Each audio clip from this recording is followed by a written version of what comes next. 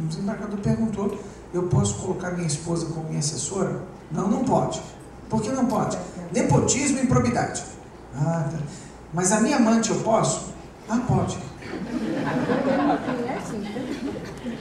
Mas que regra ética? Ética é essa que nós, ao mesmo tempo em que temos que responder categoricamente, não pode colocar a esposa. E ele pergunta: posso colocar amante? Compreenderam? É esse o sentido do que nós vamos expor. Em que momento a regra previamente escrita e muito bem definida do ordenamento jurídico encontra um espaço em branco, que eu chamei de nuvem cinzenta e outros autores também chamam, e que nos faz refletir para onde estamos indo. Então a lei de improbidade, ela tem esse fator positivo que de certo modo alcança a nossa indignação para que ela volte a ficar a favor da dignidade, tá certo? Que nosso esforço da indignação volte a ficar a favor da dignidade.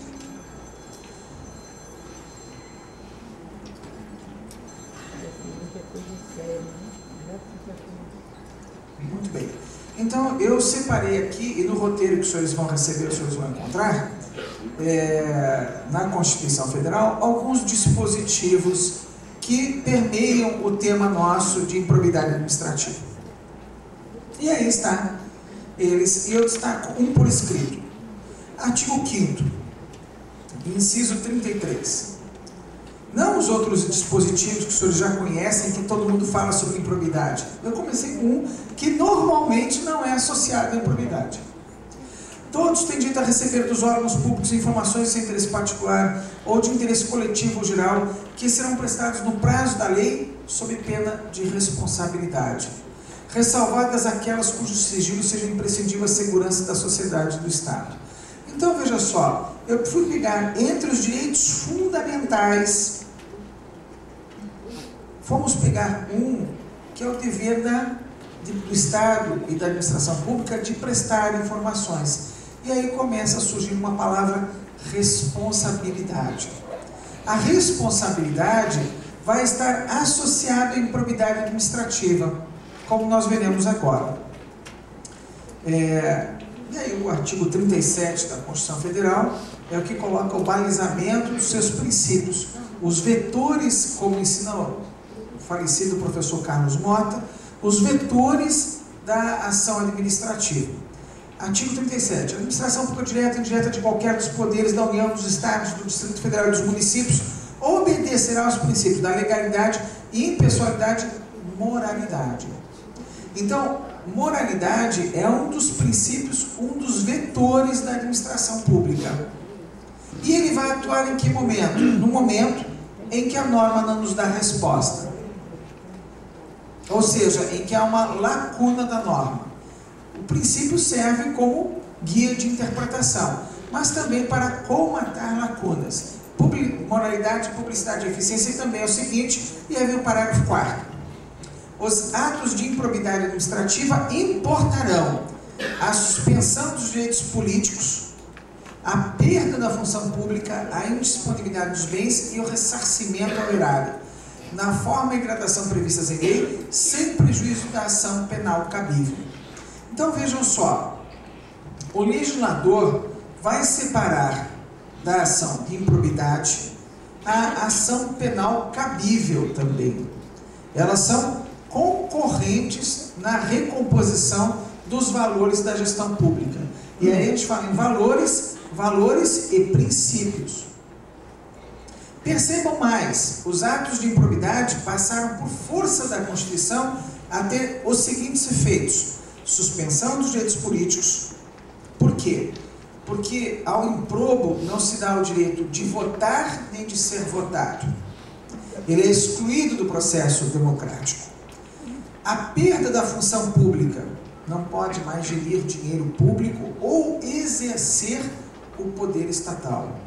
A indisponibilidade dos bens, e aí o legislador veio colocar de forma imprópria essa consequência, porque essa indisponibilidade de bens é uma medida cautelar.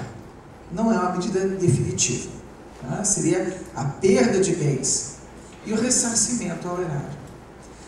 Não poderia ser perda de bens, além do dever de ressarcir o erário. Atos de improbidade administrativa.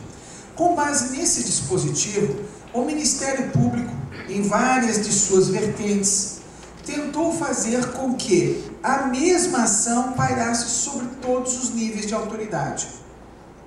E alguns setores passaram a entender diferentemente que não se alcançavam todos os níveis de autoridade, porque alguns teriam privilégio de foro. O privilégio de foro, e colocado desse modo, fere a isonomia. Como é que eu posso ter privilégio de foro?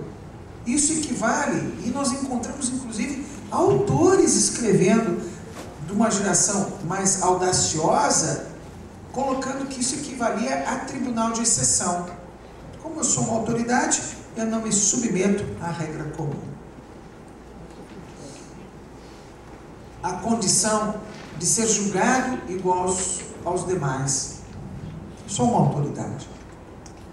E exatamente por essa perspectiva errada, o assunto foi ganhando uma dimensão que chegou até o Supremo Tribunal Federal e numa de suas composições acabou gerando uma ideia semelhante em vários votos.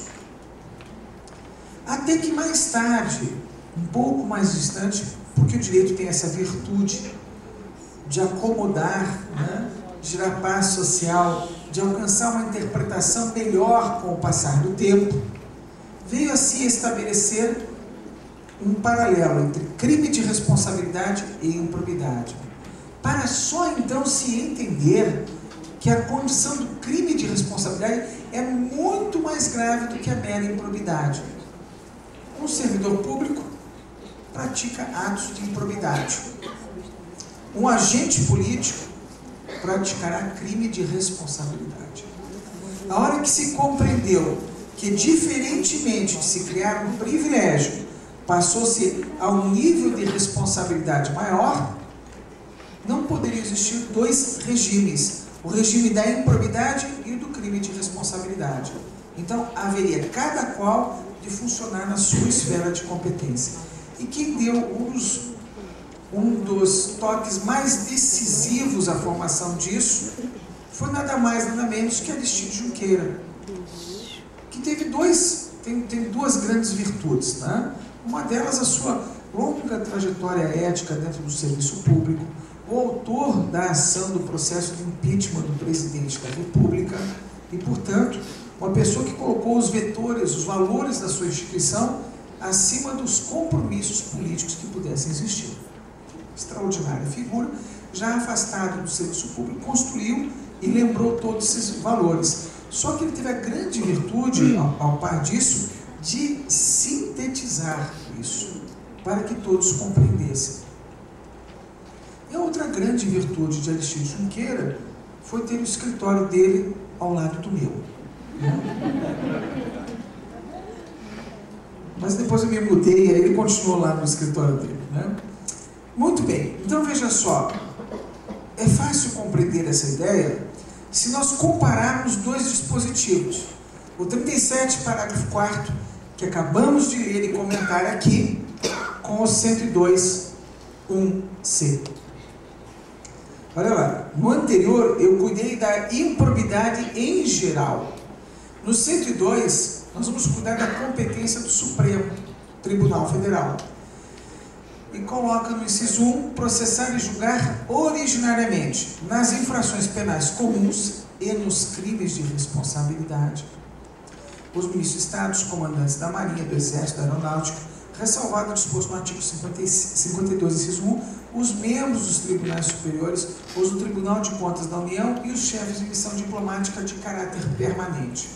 Então notem que a essas autoridades não foi colocado um foro privilegiado, mas foi colocado uma espécie da improbidade. Elas respondem por essa improbidade. Artigo 85. São crimes de responsabilidade os atos do Presidente da República que atentem contra a Constituição Federal, especialmente contra a probidade administrativa. Então, notem que o legislador aqui vem a destacar para determinados tipos de autoridade uma tutela específica dos valores. Improbidade administrativa. Eu peguei um trechinho que eu comentei dos senhores, de Aristides Junqueira, em que ele vai falar sobre improbidade administrativa e crime de responsabilidade. Então, espécie do gênero imoralidade administrativa. A imoralidade é essa mesma que eu coloquei para os senhores lá, do desembargador que nomeia a esposa e do desembargador que nomeia a amante.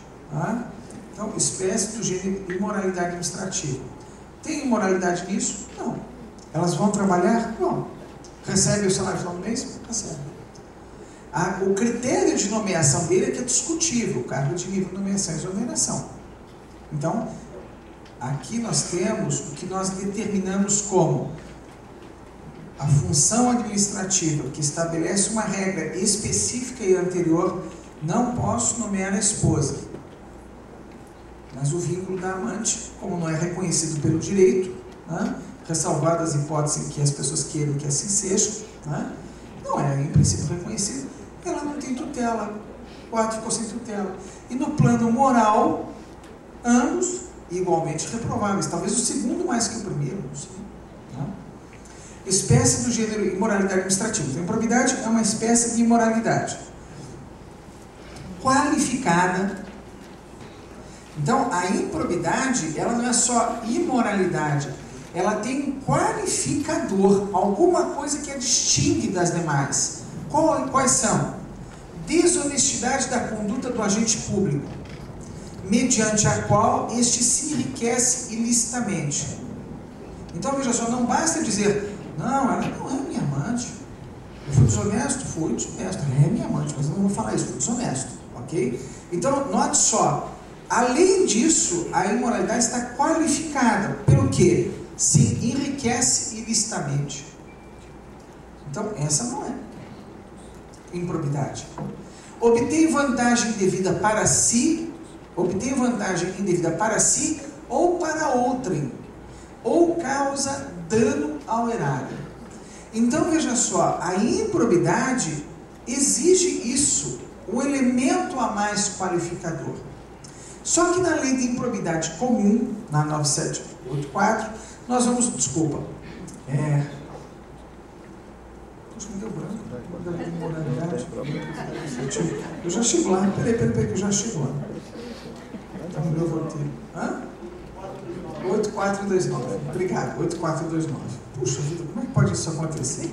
Vamos lá, então olha só, muito obrigado pelo seu auxílio.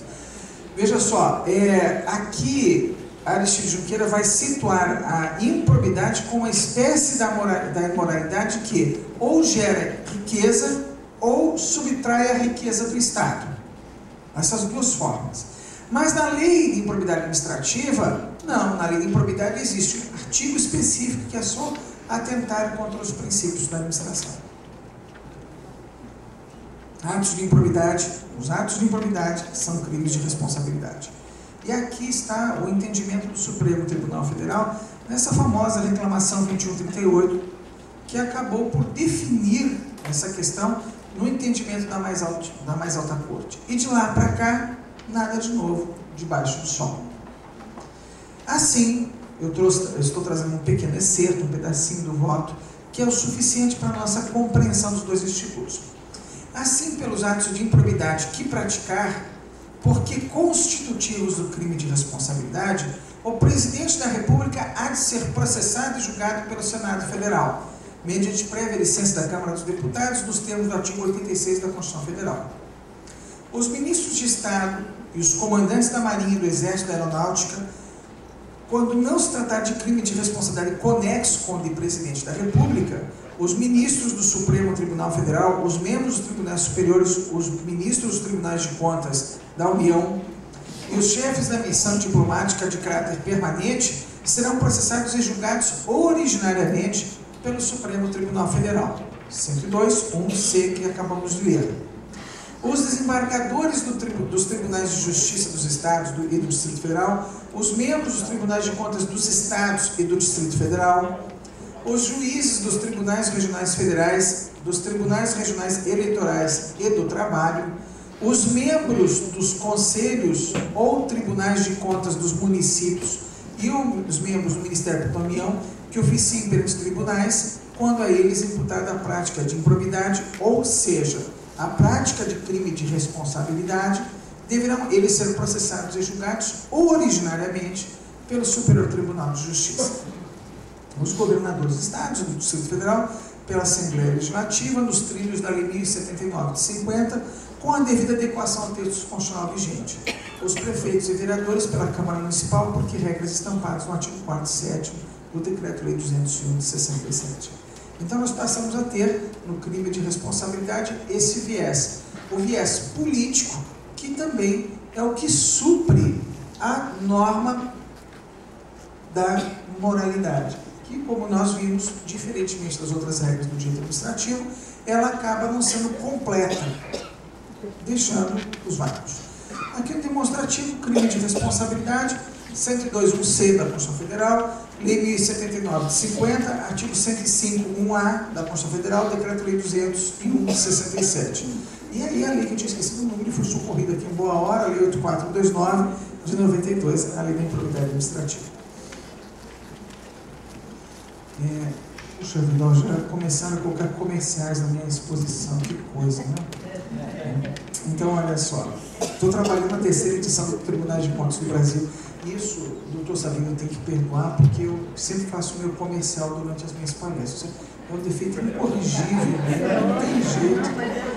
Eu acho que eu assisti muito Rede Globo quando era mais jovem, né? Então, no meio do filme lá vem um comercial, né? É o que eu faço, é bem subliminar, bem discreto, né? Eu até discretamente citei a fonte do que eu vou falar agora, né? Descansa um pouquinho, né? Porque senão fica muito cansativa a exposição. Olha só, nosso tema é controle administrativo e judicial sobre improbidade. Ou sobre probidade, como o quê? Né? Tem autores que preferem escrever livros sobre probidade administrativa e outros sobre improbidade administrativa. E ambos abordam o mesmo tema, né? Então, veja só, eu queria, só para provocar os senhores, a inteligência dos senhores, só para isso, eu queria que, num determinado momento, os senhores esquecessem tudo que aprenderam no direito. E façam de conta que estão na primeira aula. Só por alguns minutos. E eu vou começar falando de jurisdição. E fui pegar lá, para mim, a maior inteligência do direito administrativo brasileiro, não a fonte que está aí citada, mas a que eu estou citando, né? Jurisdição. Então vamos lá. Reportando-se a etimologia do termo, a origem da palavra, o insuperável Pontes de Miranda, que com 17 anos escreveu a maior enciclopédia do mundo de direito privado até hoje, né? Reportando-se a etimologia do termo, o insuperável Pontes de Miranda, trazia um conceito com o seguinte significado. Jurisdição. O sentido exato de jurisdição é o poder de dizer o direito, disserir-nos, razão por que se há de exigir o pressuposto conceitual de julgamento, de dizer, dictio, qual a regra jurídica, o ius incidiu. Ius dictio, jurisdição. Então veja só, nossa primeira aula de direito. O que é jurisdição? Dizer o direito. Alguns autores colocaram depois disso, mas não é a etimologia do termo, dizer o direito em caráter definitivo. Mas não é. Hoje no Brasil nós temos 4 ou 5 graus de jurisdição. A gente ensina que é só 2 na faculdade para não complicar a cabeça dos outros. Mas a gente sabe que são 4 ou 5 graus de jurisdição, né? E umas 10 ou 15 peças que a gente produz, né? Eu até sugiro aos advogados não cobrar por hora, cobrar por peça produzida, porque esse país dá para a gente produzir peça à vontade, né? E pelo menos o cliente vê, né? Então veja só, jurisdição, dizer o direito.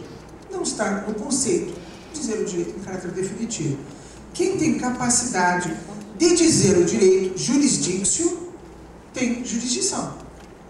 E quem é que pode dizer, quem tem capacidade de dizer o direito? A Constituição. Tem alguma dúvida nisso? Não. Está em termos lógicos o pensamento. Jurisdição, dizer o direito. Um órgão estatal encarregado de dizer o direito. Senão também teria jurisdição. Né? Então tem que ser um órgão estatal previamente definido. Definido aonde? Na Constituição. Primeira aula. Segunda aula. Exemplo de jurisdição. Artigo 92, parágrafo 2º da Constituição Federal. O Supremo Tribunal Federal e os tribunais superiores têm jurisdição, bem grande ali, ó, jurisdição em todo o território nacional. Alguém tem alguma dúvida disso? Ninguém. O Supremo Tribunal Federal e os tribunais superiores têm jurisdição em todo o território nacional. Eles podem dizer o direito em todo o território nacional. Simples. Agora, por que é que quando nós projetamos o próximo slide, as pessoas não aceitam a mesma missão?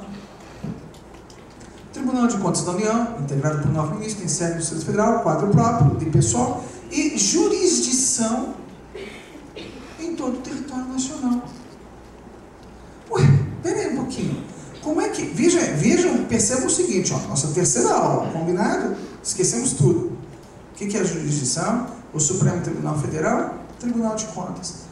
Porque quando chega nesse ponto, as pessoas dizem, não, mas essa aí não é jurisdição, isso aí não vale não. O judiciário pode rever as decisões do Tribunal de Contas. De onde é que saiu isso? Aí alguns se lembram, peraí um pouquinho, já sei, tem um artigo, um inciso no artigo 5º, que é muito grande, que diz, a lei não excluirá da apreciação do Poder Judiciário lesão, ameaça a direito. Não tem alguma coisa assim? Que o pessoal aprende com os outros professores lá? Mas espera, vamos repetir esse ensinamento? Como é que ele começa? A lei não excluirá, mas a Constituição pode excluir. A lei não excluirá a lesão, ameaça a direito, mas o processo do crime de responsabilidade não é julgado. Os senhores viram, pelo judiciário. Viram? Acabamos de falar sobre isso. Não é? É um órgão especial que julga o presidente da República no crime de responsabilidade. Nós vimos, e é julgamento. E não adianta depois ir para o judiciário. O presidente Collor até que tentou ir para o judiciário, não adiantou.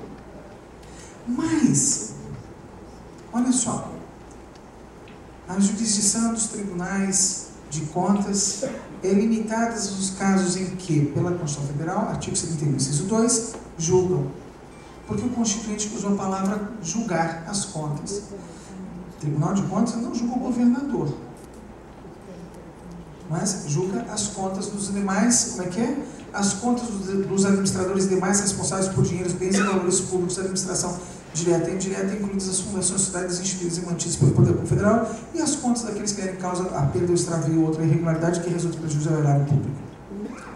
Então, eu queria chamar a atenção dos senhores, porque, de certo modo, e nós vimos, e é coerente com tudo que enxergamos, uma referência ao controle da legitimidade, que é feito pelo Poder Legislativo.